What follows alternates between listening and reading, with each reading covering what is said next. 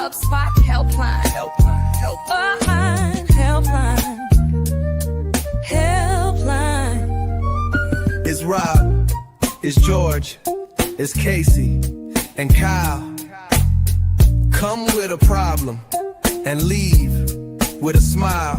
Every Friday at 3, come and join us as we help you with HubSpot. Open up your LinkedIn, just make sure you call in and leave a voicemail about HubSpot. Make your Friday divine with the HubSpot helpline.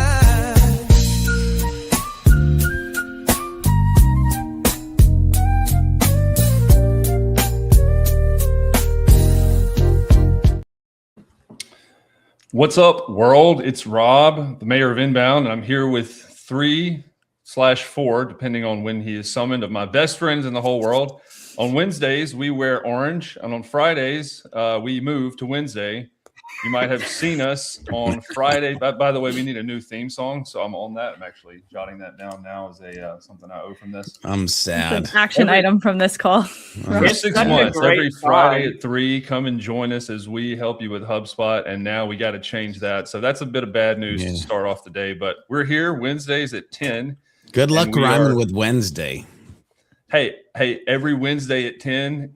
Come on and hop in as we help you with HubSpot. There we go. He's a professional. He is. I should have never doubted him. As my father used to tell me all the time, they don't pay me nothing for nothing. So I will soonify that and probably lay down a vocal track. How are we feeling on this Wednesday? I'm feeling good. It is very cold in, I guess I'm mid-Atlantic. And it's supposed to snow like a ton this weekend. I got stressed out and already started grocery shopping. So the food that I bought is going to go bad probably before the snow comes. Yeah. But I did already panic. Here in Boston, we got snow this last weekend, but our forecast for Saturday, Sunday, the highs are in the teens. Oof.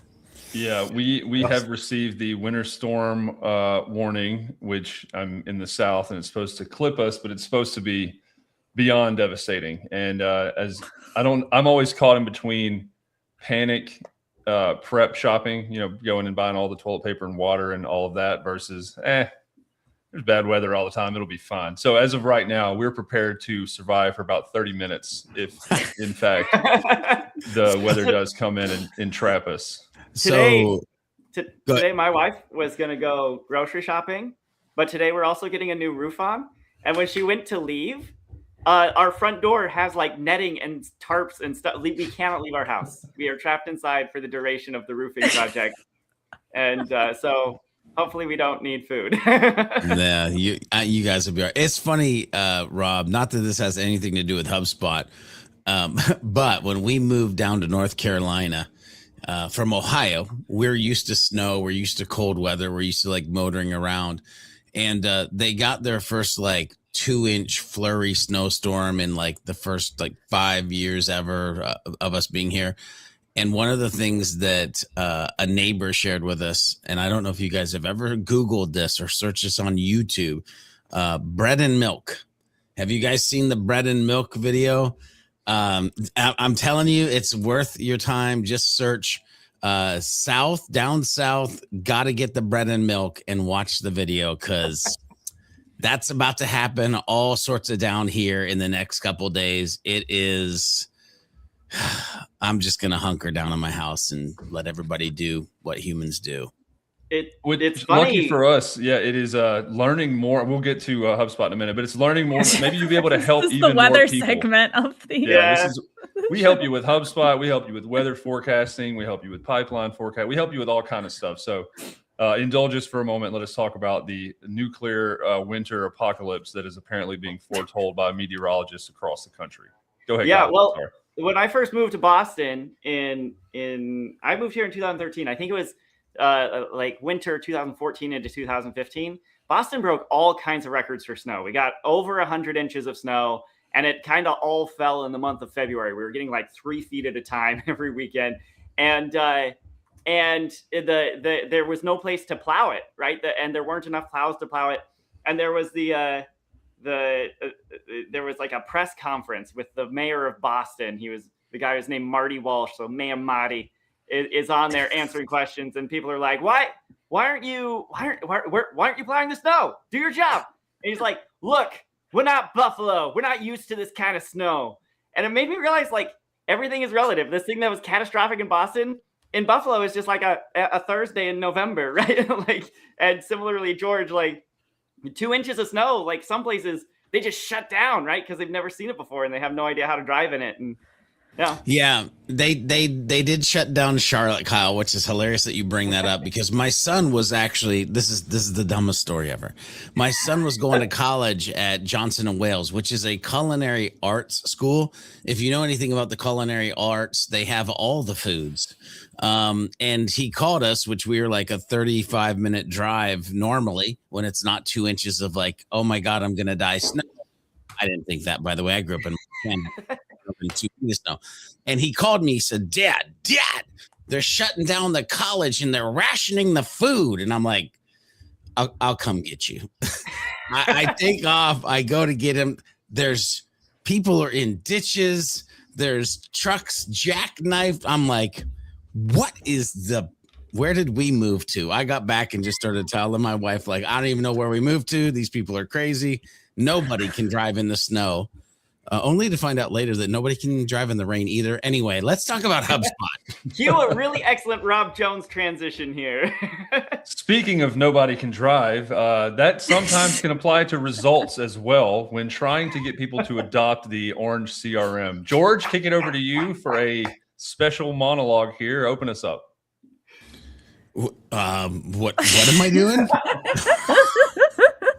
Man, it was an alley-oop. And, I really thought George had something prepared. It ooped. What am I talking about? Yeah, that was an alley. We call that an alley-oops. Our fearless leader, who is not on camera right now, Mr. Carolyn. There he is. He's always just standing by the guy. Yeah. He wanted us to dive into a couple of recurring things. I don't know if you want us to start that now, if you had some stuff prepped as far as like structure, format, or if you had any, let's call them announces to the format, to the switch to Wednesday. I feel like people might want to hear a minute of that first and then dive into some of the, you had CRM object of the week. I think that would be a great one to get opinions on. What Kyle learned at the Hug, which is great. I saw a couple posts, Kyle, about that, asking people about what they wanted to contribute, and a couple other things that we will keep as a surprise. The Casey Kasem, we'll use that as a trailer or teaser for next. But Chris, if you want to, Casey Kasem, there you go. If you want to lead us into not into temptation, but into salvation from CRM issues, go ahead. I think you nailed it, and that's why you're the host. I think it's a good idea to maybe list all five or talk about some other possible segments. Maybe we get some feedback from the audience on things that they might want to see. I think personally that what Kyle learned from the Hug is a no-brainer, but definitely open to what people want to learn more about in this format. Absolutely. Yeah, I'll start, and people can interrupt me at will. But the move to today, first of all, we wear orange on Wednesdays. I have the glasses on from Friday. I think the major driving factor was twofold for that. One, we wanted people to be more consistent, and I'm not saying any names, but it might rhyme with Weil Klepson to be here. Shots fired. We can't do the HubSpot content without Mr. Jepson. That is nothing but the biggest of compliments that could possibly be given to you. So that was part of it. Also, Friday at 2 or Friday at 3, as the song says, people are, let's be honest, George is halfway to a cigar and a coffee, whatever special coffee he has. So we want to be more engaged with the audience. We want people to watch, to come and comment. Even the call-in type of format, right, has not worked as well, which is fine. It's not 1995, and this isn't sports radio. However, leaving a voicemail or possibly getting into the show, Chris is the producer. If you have a comment that maybe you forgot to leave a voicemail, Chris posted the wrong phone number again, or you're seeing this for the first time and want to participate live, I'm open to bringing someone in and letting them give more context on the call. I think that's a great way to engage. And, some notables, Nico, Jeremy Byers, whoever, if you're here, Trisha, if you want to come join, I know we've done that once Addison. or twice. Yeah. So shout outs to everybody. Go ahead, Casey. I think Addison left a voicemail. So Addison, nice. comment yes if you want to join us live, and I'll send you the link. There you go. See, already making some huge strides and improvements there. Time, again, the day and time is just so people are more aware, so it's more out there, and so that we can get more involvement specifically on either live interactions or voicemail. I still think the voicemails are a great idea. And I'm a huge radio guy, so I like the call-in feature. The other stuff with format and structure, similar to the engagement piece, if we are answering questions or searching Reddit or searching areas that are not top of mind, maybe like the admin hug yesterday, or maybe something with what Chris listed as CRM object of the week, your weekly Breeze AI PSA, what was unboxed, update of the week, things like that are current. If this serves as an aggregate or conglomerate for a lot of, most of you are on other shows. I know that is one of the themes. Chris is on air, for 10 hours a day, it seems. But coming to that shouldn't preclude the fact that we want to provide as much value as we can in this hour. So if it's just an aggregate of the best features or stuff that needs to be discussed at further length, if that's the right way to say that, I wasn't an English major, but that's, for me, what we're intending to do with the pivot. Which, by the way, before you move on to the next thing, Rob, by a show of hands, meaning leave a comment, yes, me, if you're watching this live or later, do you have Breeze Assistant app downloaded to your phone? Yes, me, no, me. Put it in the comments. I'm super curious since you just mentioned Breeze, Mr. Rob Jones. Yes. My kids watch enough YouTube that I'm resigned to the fact that I will be one of those every 5 minutes CTA comment, jump in the chat, join the stream. I'll be one of those dudes. I've seen enough examples from millennials and younger people, whatever they're called, that I am able to do it. Probably not as good, but I'll get better. The third thing is I was going to let everyone else give kind of their reason, and then we'll jump into CRM object of the potential benefits and what we hope to get from this. Off camera and in these kind of, do we need to move this? How do we make the show more impactful sessions? I've listed being here, hosting, adding humor, adding some psychology background. Addison's in the lobby, so shout out to everybody on this call. It's already working, by the way. So we can push that, or we can give one sentence as to what we're hoping to give versus get from kind of switching the format up a little bit, a little more structure, a different time. I'll start with the person that looks most eager to speak, Casey, Greyhound of the Helpline Hawkins. Scared of trying to look least eager. I am hoping to solve more problems. I think, and I'm curious how that will look. But I think we kind of have gotten in a trap a couple of times where we didn't have enough context. So that's why I recruited Addison to come in, because I think a lot of times we can solve the problem with some extra context. So I'm excited to solve complete problems.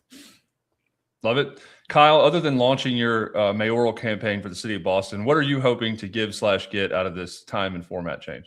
Yeah, so I don't know if anyone watching noticed, but last week I put a LinkedIn post out just saying, all right, give it to me straight. What are the problems with HubSpot? That has gotten 354 comments. And it is spreading like wildfire through HubSpot's product team. It was a leader on our product team who asked me to crowdsource some feedback. We had no expectation that it would take off in such a way. And we are frantically using AI to try to quantify and categorize and organize these tasks. And it is resulting in real action items to teams. This feedback is going to make change in HubSpot. We are really focused on gaps and inconsistencies and quality of life sorts of updates right now. And in general, the product team is starting to look to me as the guy who can bring them the real customer feedback. And I am trying to find ways to do that. And I feel like a show like this could be an excellent place, right? Like, hopefully people will come and have a HubSpot question, and the smart people in the room will answer and problem solve like Casey was just describing. But me, if there's ever a moment where the answer is, yeah, that's actually just how HubSpot works, now is an opportunity for me to take that back to the product team and say, hey, look, people don't like this. They have this idea of how it could be better. What can we do? And so most people are here magnanimously trying to give. I'm here just to take. I want to take your feedback. I want to take your complaints. I want to take your ideas, and I want to put them in front of the product team. Love that. George, I'll transition to you with, I think Dharmesh referenced that recently, and I forgot how he said it, but I think he referenced, it's not death by 1,000 cuts, it's improvement by 1,000 smiles. So we want to improve the quality of life in a ton of other areas to make the overall experience better. Over to you now, George, after that Dharmesh quote. Yeah, thanks for that Dharmesh quote. Maybe that's a weekly segment. Out of the mouth of Dharmesh. There could be a screen that flies in, and maybe use the puppet Dharmesh for that screenshot as well. That would be cool. Call back from Inbound years ago. Listen, here's the thing too. Like, I just want to say the power of a Kyle Jeffson post. Bam! Like, we're changing HubSpot. Like, let's just say that too. It's funny because I'm coming here as a teacher, but honestly, the thing that I want most out of this show in particular is to learn. What I mean by that is I get to see certain ways that I'm using HubSpot or teaching people how to use HubSpot. And I get to see some ways of how people come to me with their HubSpot. But HubSpot is so customizable at this point. There are people doing things that I'm like, wow, you're really pushing the envelope. And so, like, getting on those edge cases of people pushing the envelope, therefore breaking or finding places where they can't do things with HubSpot, and learning about those to then be able to, like, put a layer on top of it and be like, well, if you did this, or if you might hack it, like, so I'm eager to learn and teach while I'm learning about these kind of different scenarios inside of HubSpot portals. Love that. And speaking of scenarios inside of HubSpot portals that need solving, I believe we have somebody ready to join the call. Addison, Chris, if you want to. Hello. There we go. Addison, how are you? Welcome to the HubSpot helpline. You know everybody on here, I'm sure. I'm Rob. Hi, Rob. I usually wear an orange suit, but I only had the glasses today. How can we help you today? I'm in my tan, almost orange for the occasion. Nice. Thank you. Yeah, thank you for welcoming me in. I've had experience working with Casey. She is an absolute knight in shining armor for us as we try and navigate just this really great tool that's at our disposal. A little bit of background on us. We are a GovTech company. We sell into municipalities, which has been an interesting paradigm in sales because yes doesn't always translate into yes right now. There's a whole different sales cycle within the sales cycle that we're trying to participate in and gain insights from. So all that to say, you don't always get a no, you get a not now or a next year. And I'm trying to figure out, well, how do we get a grasp on how much of our pipeline is converting to closed wins versus, closed loss, and what should we consider closed loss in this cycle where it maybe would fall back into a nurture stage. So maybe I've looked at, okay, well, can we categorize a slip? Whereas maybe we were at a high pipeline stage and then we didn't get funding but it didn't make it in the budget. They're like, we're so sorry, but another priority got pushed. We want this. We're still talking to you. It's just going to be a next year. Wondering if you guys have had experience working with deal stages in this regard, and if you had any recommendations on how to appropriately pull insights on this type of level. Addison, can I just tell you that you actually just punched my cranium with what you said? And I thought of something that I've never thought of before, but I'm like, man, I actually want to chase this down in my brain and see if it makes sense or if I'm just being an idiot. But you mentioned things that every sales team across the entire world say: closed lost or closed won. Here's what's interesting. There's nothing stopping us in HubSpot to create a closed nurture stage. Now imagine if instead of like closed lost because quit contacting me, it was like, hey, not yet. And it was like a closed nurture stage, because then you would still have deals that are in that nurture stage, which you would then have a revenue amount of dollars saying, hey, we have this amount of dollars in a nurture stage that we have them in a now marketing slow drip where we're emailing them once a month, once a quarter. And we set a date because we put a date property of like a follow-up date. And actually 30 days before that follow-up date, we do go weekly. So like my brain goes to like, what if there was a property? What if there was a flow? And what if there was just a stage where it could stay there and not everybody like freak out that it has to be like, well, we can't sell them. So like, get it out of my view. Okay, well, it's considered closed, but it's in that stage. Anyway, I don't know. What are you guys' thoughts? Casey, if you want to let me go first, since Addison mentioned she'd already been working with you, I immediately thought had a similar thought, George. It was similar. It was closed nurture or like latent pipe, and the comparison from me when I was more involved in sales was sports teams. Right, it's not GovTech, but there's a very seasonal element to where they do. I mean, I think NBA, NFL, the bigger, larger teams, they have an entire season, and then all of their buying decisions changes, whatever, much like the players, but with the equipment or the tech behind it was made in a, 1 to 2, sometimes 2.5, 3 month window. And so if that's your seasonal window, or it's kind of the latent pipeline that is not no, but not now for decent reasons, that's just when decisions are made, there would be a way to kind of appropriately label and tag that so you're not disqualifying or closed losting pipeline that actually could come to fruition, but you're also doing something that provides a strong business case and providing value to them while they're latent. I think, is latent the right word? Am I using that word completely incorrectly, or is latent? Is that a word? I feel like it is. I need to read more dictionaries. Casey, I'll go to you as I recover from that awkward moment. So I have the advantage of being in Addison's portal, so I can add some like low-hanging fruit opportunities to this. First and foremost, there is a closed lost reason property that comes out of the box in HubSpot, and 0% of your deals have closed lost reason.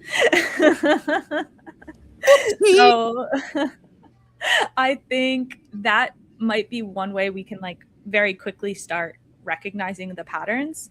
And even going further into that, oftentimes we'll set up closed loss reasons as like a drop down. So we'll look at, rather than right now, out of the box, it comes as an open text field. And oftentimes we keep that open text field to capture like the nuances. But we could pretty quickly, like today, add a drop down select of common closed loss reasons. One of those being like bad timing is how it's traditionally framed. And then from there, we can segment, we can create follow-up tasks. We can do a lot of the stuff George was talking about, even just from like that.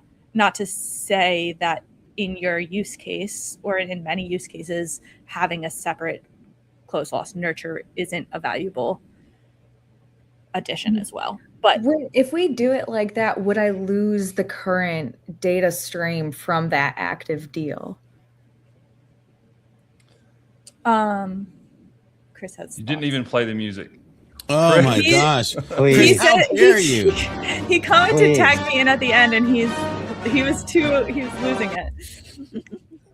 Like the word that she says, active deal, right? And like, so it's very likely that closed, that word does not make sense. And that's often why stuff like closed lost reason doesn't get filled out, because I got to close it because some report tells me I got to, or some view, I want to get it out of my site. When I first joined like consulting and software coming from manufacturing, where there was things like government sales cycles, and every kind of sales cycle was like not 2 months, which is what everybody in SaaS will tell you it's supposed to be. And if they're not going to close in 2 months, then you get that deal out of there, even though it's a great fit.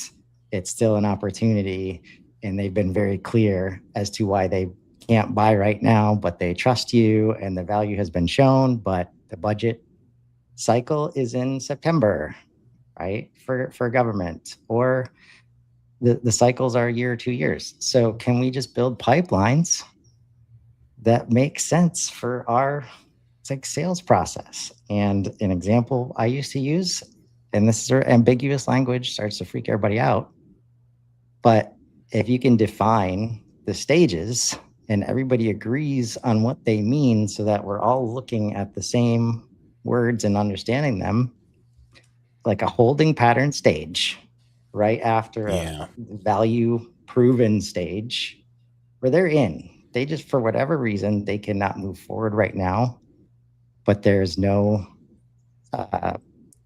actual like chosen competitor or like chosen status quo or like direct reason that they give you that this is no longer an opportunity. It should not move to close lost, in my opinion. So making the space for, and maybe this is a different pipeline, right? That's needed, right? Often those are underutilized, but just really aligning on the language that the team can understand so that the data does, get maintained in a proper way. Right? Chris, I love where you're headed as far as like maybe the problem is just the words that we're using. I also love that Noel, one of the viewers, says rocking an on hold stage in pipe because sometimes people ain't ready. Well, he didn't say ain't, that's me. Ready right now, right? So I think all of this is good stuff. Casey, I even love the idea of like, well, maybe it doesn't have to be a stage. It could be a stage, but even you were like, hey, we've got this thing. And if we use this thing, we could filter down to this thing. And then I could probably build a report off this thing. So like if the idea is, I just want to know the revenue amount that's sitting out there, the potential. I think there's like now 4 different ways that we said we might be able to do it in HubSpot. Does any of that like resonate? Existing, but not yet developed or manifest. So I was right. The only other thing, and this is not necessarily a shameless plug, but Casey, you said that you had been in her portal and that none of the closed loss deals had reason. Like sometimes the lack of data is a presence of behavioral data. So if you don't have the reason filled out, that people aren't doing it. I would argue that you don't have enough data to like that. You have data in that people aren't following whatever established process or rule set you have. That would have like the mindset and those behaviors would have to change first so that you can make a more informed decision on the change.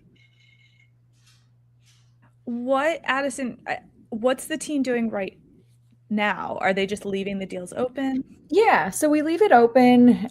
We keep it in our cadence, and we're finding that sometimes, especially as we're growing and more deals are adding on, that some of these stages are hitting quite a few deals within them. I like what Chris mentioned about possibly 2 separate pipelines, and maybe because we do kind of talk internally about how there's 2 sales cycles. There's the sales cycle that we can control, which is essentially closing out when we get our internal champion. When we have somebody on the municipality front that says, yes, I'm going to bring it forward. And then maybe at that point we consider like, close one champion, moved it into maybe a procurement pipeline. And that's where we can get a little bit more granular on like, well, does this need to go to council? Has this hit different approvals? And that might be a good way of delineating, okay, what's our controllable pipeline and what is our supportive pipeline, and help us forecasting more, I guess, with a little bit more of a razor edge. I think that's an interesting approach that we could potentially build out within our data sphere. Addison, I love all the words that you're using right now. All of them. Just saying. Would advise caution on creating 2 separate deal pipelines that represent the same opportunity. So I like to think about deals. And this is where if you can get here with your team and like in terms of governance and language, like deals in HubSpot are built for sales management, right? If the team activity or process or customer process that we need to track is not sales management, we cannot use deals for it, right? We've got all these other objects in HubSpot now, and So an example, like, tickets or anything from the object library, like listings, I like to use them in creative ways without needing custom objects to say, okay, the sales opportunity is still represented by this deal pipeline, but between closed won or activated, as I like to call it, and like the champion situation where there's an in-depth purchasing like conversation that needs to be run. That can be, because sometimes it's not even the same people like involved. It's all of a sudden our finance teams are talking to each other, and we can't have them coming in to do stuff in the deal because then it gets messy and it's sales versus the world, right? So you create this separate object that goes alongside that the other team can own. And then they get their job done, and you can sync up the pipelines based on fields. And that's it. It looks more complex at first, but it's because it's a complex scenario that we need to support. And if we can separate out the data sets like that, now all of a sudden everything starts to look clean and make sense and is now reportable, right? And that's going to lead to teams using it and filling out the properties, and it's a good cycle in there. Thank you. Kyle, are you taking all of this for the product team?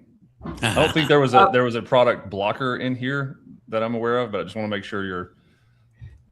No, but it's just it's just fascinating that we've had this whole long conversation. We have not once talked about leads. I think that is indicative of many things. Well, feedback for the product team. Do we have another voicemail? Right. Well, before you go there, because Kyle brought up leads. Kyle, one of the most joyous days in my life in the last 365 days was when the HubSpot update came up that I could actually help people turn leads off in their portal if they weren't using them. Sure. Yeah. Just saying. Yeah. And I do think in some ways the writing is kind of on the wall in that way. That's why I'm not here advocating for the leads object. I just take this as one more proof that leads is not the solution any of you jump to first, right? And Addison, it sounds like you're really doing fine with deals.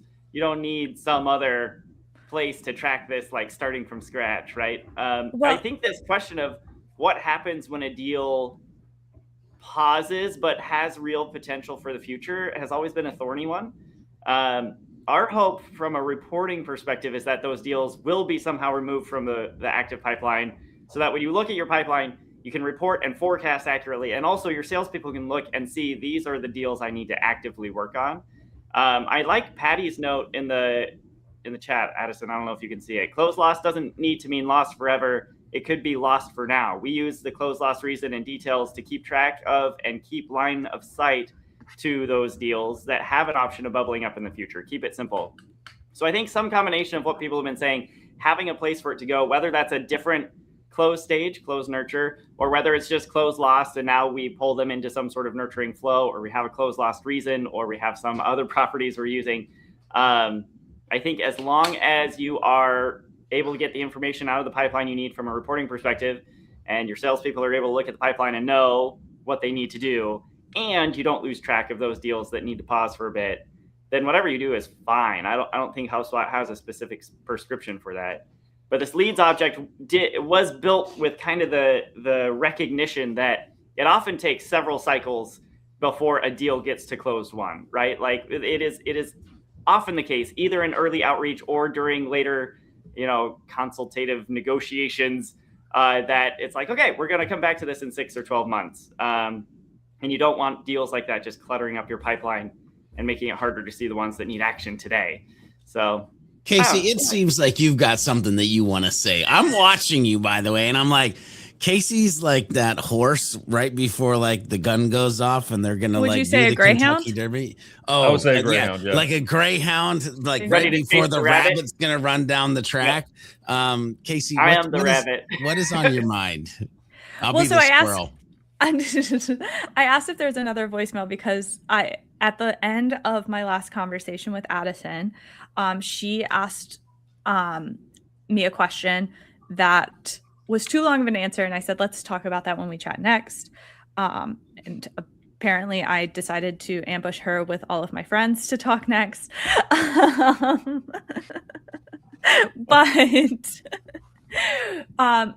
and I'm going to butcher your question, Addison, but your little bit of context. Her portal does not have leads active. They are doing what a lot of companies were doing before the lead object existed, which was they have a few deal stages that are basically pre-deal stages, is how a lot of people look at it. Baby deals, I've heard them referred to as those. And Addison had asked me, like, kind of, what do we do with those people, the people we want to reach out to, but like, they're not a deal. And I said, leads. And then I said, you don't have leads open, and 5 minutes is not enough time for me to talk to you about leads. So I do think leads is another option here, as well as, you know, in that kind of pre-deal stage. But to someone's point, at some Kyle, I think, are those pre-deal stages that you're using harming your flow, or is adding leads just adding another place for your team to go, adding more clicks? You know, you have a whole new interface to learn.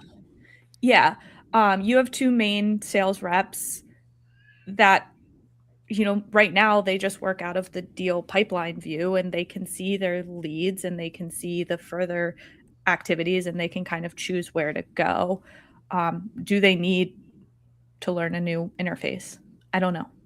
Yeah, and I'll give a little bit of background on basically what I would like to achieve is we want to be smarter about our pipeline. We want to have more agility and get more efficient and be able to take that data that we can pull from HubSpot to give a true, you know, example of how long can we anticipate on average our deals are going to run.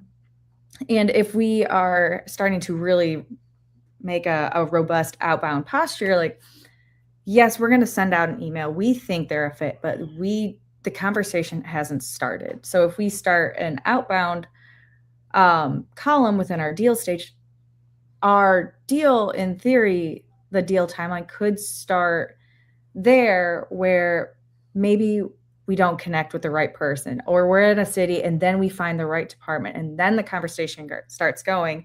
I feel like that's a better representation of how long it takes to get from, you know, first conversation to implementation. And I don't necessarily want these baby deals to be skewing how long our sales cycles are.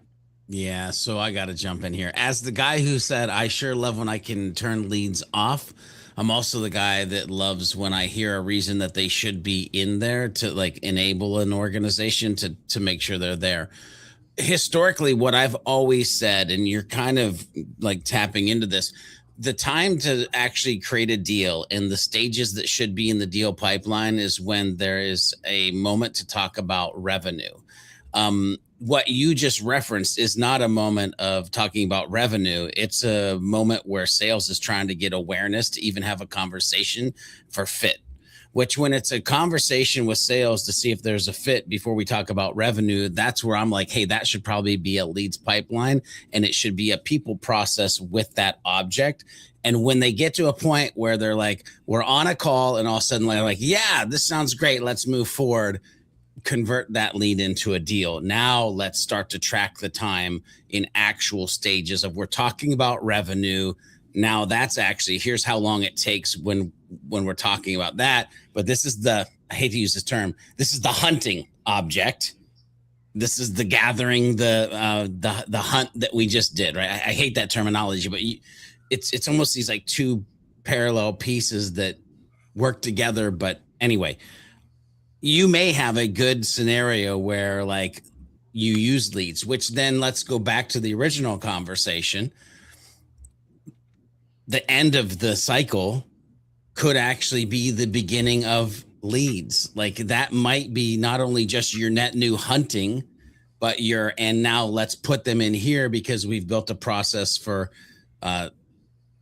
known humans, but still future leads. Like there is a world where both of those could work together. I'm afraid that I'm going to see. Oh, Chris is already here. Yeah, I was going to say. Oh my God! Did I get 5 words out before he showed up? Because I wasn't looking. No. It was before you were talking. Yeah, he hopped in before you started.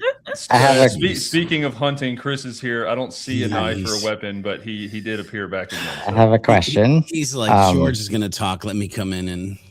Is the length of your sales process based on you or based on the buyer? Both right now. I think the buyer is definitely the variable or the variable in this regard. We're working on some things internally to make the procurement process easier for the municipalities, which is a lot of why we really want to be keyed in on these this timeline metric as far as like, well, are we gathering fruits from our labor? Are we in the right direction? Or are we supporting the buyer as they need throughout the entire journey, right? Which is very hard to see if all of our words and labels and processes are built for us and we can't look at a pipeline and understand what's happening, with the buyer, right? And that's why the importance of deciding what we want to do with the deal and its purpose. And if we do start to include the lead object, right? And to Patty's comment, like, I understand why people like want to clear out views.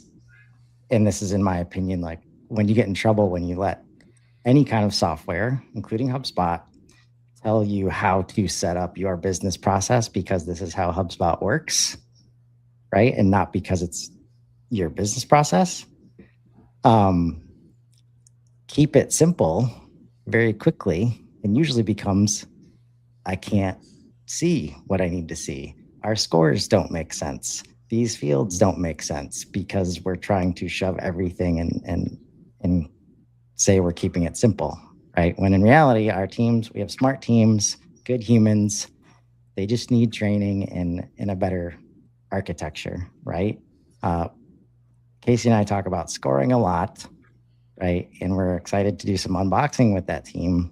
And the reason I bring that up is because the situation where you have 2 pre-deal stages, like deal scores that are supposed to represent health of the opportunity, like it gets harder and harder to make stuff like that work if we're doing non-deal, non-sales management stuff in there, right? Likewise, if we start to engage a lead object, or some might want to call it an interest object, like we are gathering interest and we want to score the level of interest or the health of our relationship with the individual, right? Which is different from the opportunity. And when you can architect it in this way, you can start to get the clarity that you need while still capturing all the data in the right way. And I think we're going to see a lot better use, at least if we have anything to say about it, in terms of the lead object, because there's so many signals coming into HubSpot right now that we don't know where to put it, right? And if we just capture these signals in a separate object, we can start to get real scores and real understanding that help our teams now all look at, let's say, a unified customer view, and everybody agrees on what they're seeing and they have the data that they need to confidently engage the buyer or the customer wherever they are in the journey. So luckily you're working with the right person in Casey, because she's very much aligned with a lot of the things that I just said. Casey rocks. Oh, we know that. And thank you all for coming to my webinar. Yeah. So there is a question in the chat area or comments area. Is it possible to create a quote in a lead? No. Quotes are for deals. Quotes are for money. And so that's why, no. Anyway, I wanted to answer that. That's an easy one. All right. Well, thank you so much. I mean, I feel so honored to have taken up so much of this brain power and time, but I'm going to exit stage left. Thank you tremendously for welcoming me on your show. This has been definitely really, really helpful. A great exercise of thought. I think we've got some good work that we can do ahead of this, Casey. Consider problem solved in my book. Thanks for coming, Ashton. Yeah, thank you for coming on. Nice. So just as a follow-up to that, because this got touched on a lot, I would love to explore a little bit with you guys this idea of deal stages and their names. There is general agreement that the default deal stages inside HubSpot are not great, but I mean, my feeling is like it's impossible to have standardized deal stages that will apply equally well to every company. Like, even if we had really stellar default deal stages, that would just make it more tempting for people not to customize them, and they should customize them. So let's just assume everybody's going to customize them. We're not looking to come up with the ideal default deal stages. Yeah. But I'm really curious about this tension between actions the sellers take and actions the buyers take, and what the deal stages are representing. Because on the one hand, you absolutely do want your sellers focusing on helping the buyers through their process, being focused on the buyer's progress and definitions of success. But on the other hand, you also need the sellers to be focused on the things they have in their control and not, being measured on external things that are other people's, personal agency. So how do you guys think about this? I think that was the single bet, and without all of the GovTech context, although she did provide a good amount, the single biggest differentiator and most valuable thing was in our control versus not in our control. And I just, because of the sales cycle and there being possibly two of them, she referenced deals and baby deals. I equate that very much to seasonality. Maybe it's because I'm a sports fan or the NFL is nearing its end, but it doesn't matter how good of a business use case or a deal or a product or a whatever offering that you have. Teams are not going to change from July until February. They're just not going to do it. And that is very much outside of the seller or the organization's control. Whereas no matter how many calls you make, correct, no matter how many emails you send, nobody's there. No, and I would just assume there's something similar to that with, municipalities and GovTech. Like, there is some predefined outside of the seller control timeline with the process that they have. So all of that data that you're capturing, whether you call it baby deals, whether you have pipelines or not, collecting all the data to better understand that for each geo or each organization gives you more data to make a decision on how to name it, how to structure it, how to vary it by territory, how to vary it by level of municipality. And that would then allow you to say, we have enough information based on previous deals to say, the intent's there. Here's all the stuff we're tracking. Here's where they've engaged with content. They did this blog.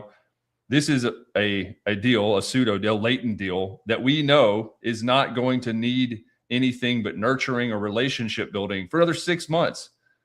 Like, at that point, and Chris I feel like he's going to hop back in here. I think him saying the terminology and how you label it and having a systemic understanding of those terms is the most important thing. Like, that allows everybody to be on the same page so that they know, I don't need to focus on pushing a sell or a quote or labeling this as a lead right now. It's outside of my control for this deal, for this to even become a deal, George, because you have to have a quote. Like, a deal is for a quote, not a lead. You have to have that for this to progress further in the pipeline. And it's making it, to finish my point, more about architecting that process to the buyer, not the seller. Yeah. So, Chris, you're here. Should I talk or should I let you go first? I've been thinking about this since 2020. And I feel in other words, let you go first. Yes. It's such a power move, just showing up. Everybody else has to. He's like, you know what? This is really my show. I just let you guys show up. I'm figuring out this producer role, Rob, like you want me to play. That this is where it's like we want simple. We have to serve both sides. Like, sales process has to be represented so the team is very clear on next steps, but we have to represent what the buyer needs at the same time. And I guarantee they don't need a call. They don't need a quote. Like they need understanding, right? So the kind of language that I've landed on, and that's starting to resonate more and more as I try to explain this, right? It does come down to, can you get to a place where your team easily understands the words on the screen? Everybody agrees what they mean at all times, right? You name your stages based on that, right? It helps when you can say it's not about any of our internal departments or internal process. This is the buyer, like in what they need to advance, right? So in this case, is like this can be, I think, the stages as as less prescriptive and activity based, as long as you're associating it with the activities themselves, right? But have we discovered a match here? Does the buyer know our value? Does the buyer know our value? Right? If they understand it, can they assess it properly? Are they using the right words? Do they understand the fit level if they're ready for it?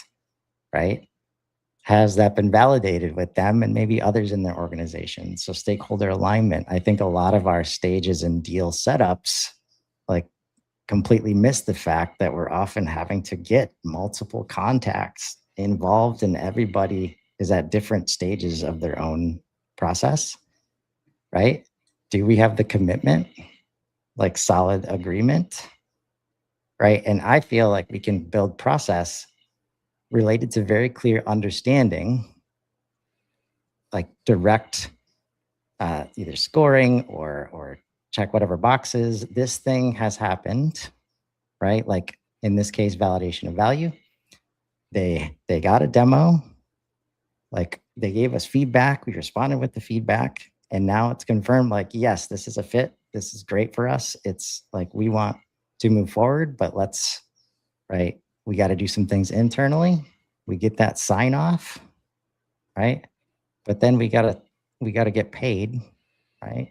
Contract sign doesn't always mean like payment, like to her purchasing